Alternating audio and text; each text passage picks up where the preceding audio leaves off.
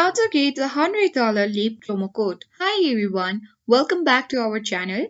This is Rose, and without further ado, let's begin. Open your web browser, for example Chrome, and go to the web address bar at the top of the screen. Now type in couponfollow.com and press enter on your keyboard. Now on the home page, use the search bar at top of the screen and type in Lyft.com or simply Lyft, and you have to simply press enter on your keyboard. You will land on this official Lyft results and you will see various promo codes available.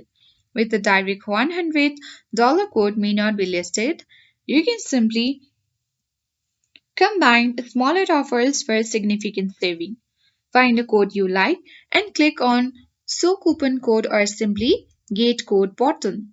And it will show up in a pop-up window. You simply need to click on Copy button and copy the code. Head over to the Lyft website and go to the checkout section and paste the code to redeem your discount.